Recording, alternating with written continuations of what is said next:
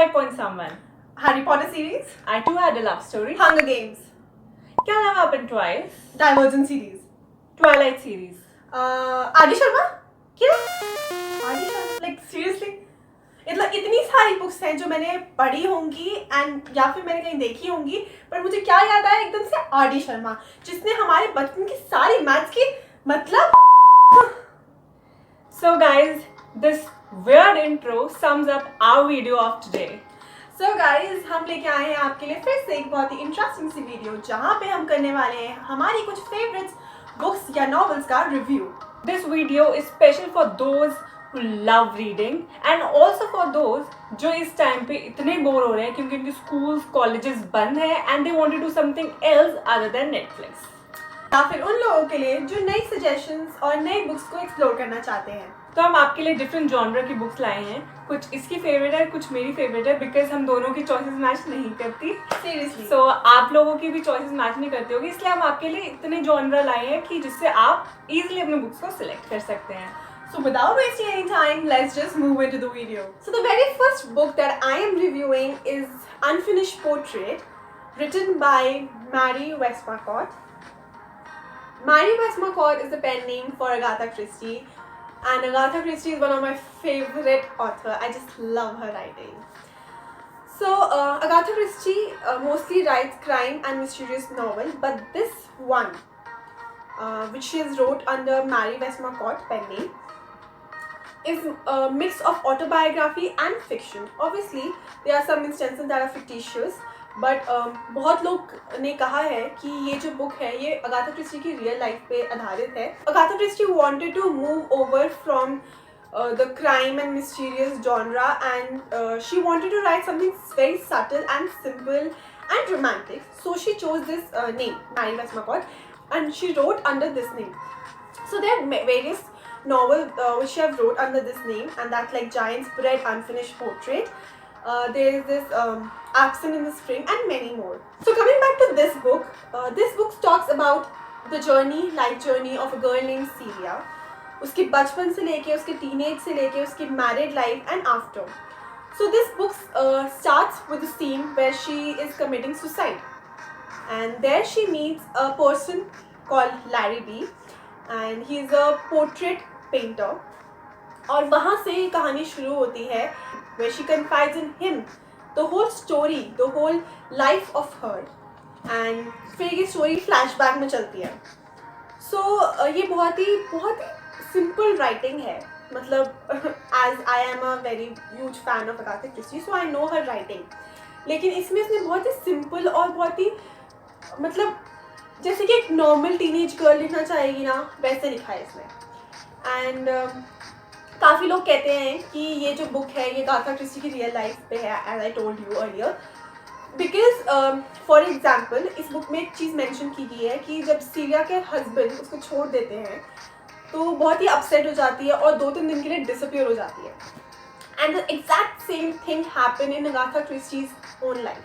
इससे हमें पता चलता है कि अगाथा क्रिस्टी ने अपनी खुद की लाइफ बयान की है.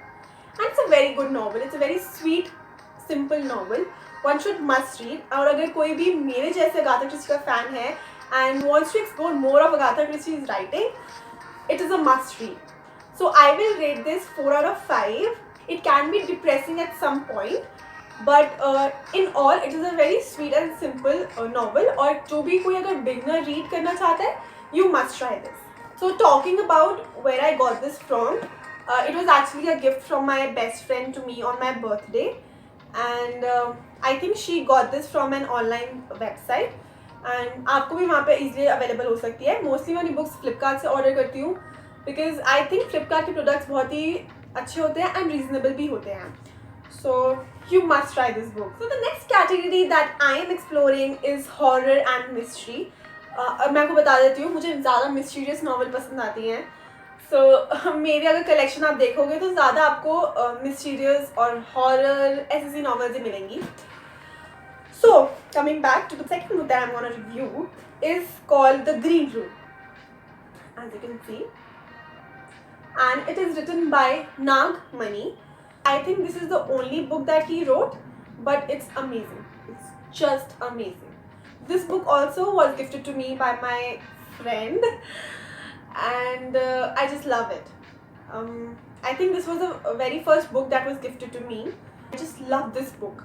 I've read it so many times, and every time I read it, I feel that pain, you know. So, okay, I didn't tell you about the story. So this story talks about a boy named Rohan, and जो कि 11th standard में है और एक boarding school में पढ़ता है. सो ये स्टोरी स्टार्ट होती है एक बहुत ही लाइट नोट पे, जहाँ पे हॉस्टल की मस्ती और बोर्डिंग स्कूल के बारे में बताया जाता है. एंड धीरे धीरे इस स्टोरी आगे अपने मेन जो उसका प्लॉट है उसकी तरफ बढ़ती है. इसमें बताया गया है कि इनके स्कूल का जो ग्रीन रूम है जो कि बेसमेंट में है, वहाँ पे अक्सर रात को एक लड़की को देखा जाता है जो एक मिरर के सामने चेयर पे बैठी होती है. अगर कोई सुबह वहाँ जाके देखता है तो वो चेयर गिरी हुई मिलती है. सो इनिशियली रोहन इस पर बिलीव नहीं करता, बट जब वो खुद इस चीज़ का सामना करता है तो उसे बिलीव होता है. And what is the story of that girl, और वो रोहन कैसे इस पूरी स्टोरी को अनरिवील करता है, उसके लिए आपको ये बुक पढ़नी ज़रूरी है. ये बुक बहुत ही मिक्स है, hostel life, boarding school, friendship, love, and of course it also talks about one of the very important social issues that we have. So वो उसके बारे में आपको नहीं बता सकती क्योंकि फिर आपको मज़ा ही नहीं रहेगा. And I must say this is a very very very very good novel and it's a must read book. और ये भी काफ़ी सिंपल लैंग्वेज में लिखी गई है कि जिसको इतना आदत नहीं है नॉवेल्स पढ़ने की, वो इसको आराम से पढ़ सकता है. And I have recommended this book to so many friends of mine and they have also loved it. अब बारी है इसकी रेटिंग की, and I will give this a 5 out of 5. I just love this book. So these were the 2 novels that I got for you guys. और अब बारी है मेरी बहन. The first novel which I will review and recommend you guys is this one, Princess.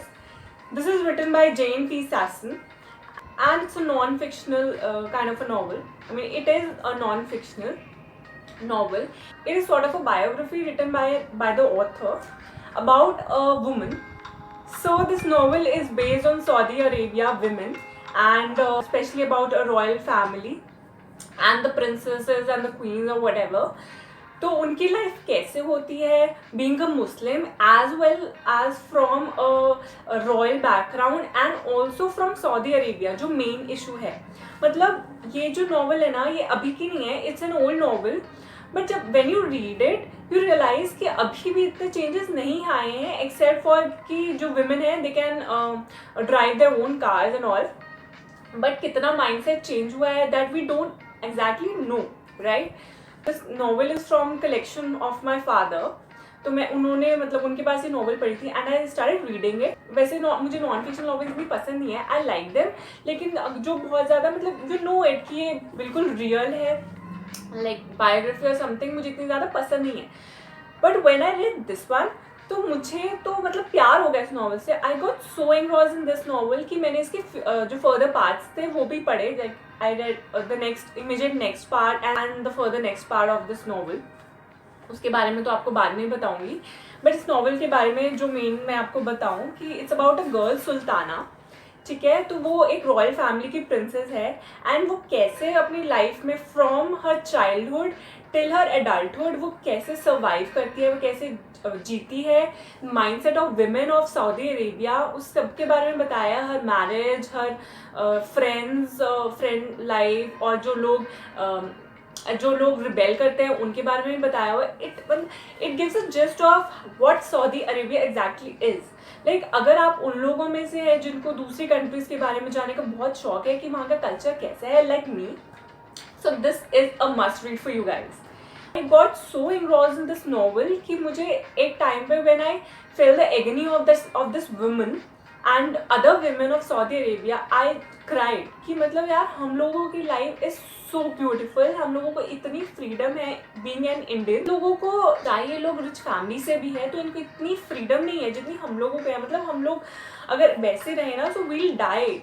इन लोगों को भी इन लोगों को इतनी प्रॉब्लम होती है स्टार्टिंग फ्रॉम हर बर्थ की, जैसे फीमेल बर्थ इतना पसंद नहीं करते हैं एंड एवरीथिंग. उनको स्टडीज़ के लिए भी अब्रॉड नहीं जाने दिया जाता.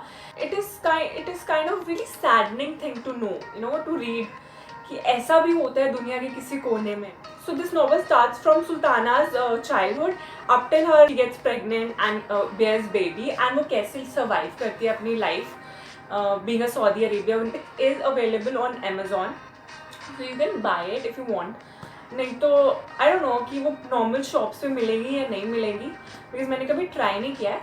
सो but it is there online. I rate this novel 5/5 क्योंकि इसमें इमोशंस फुल ऑन है and forces you all to you know ponder upon कि ऐसा हो रहा है दुनिया में, and you know it is amazing, so do read this.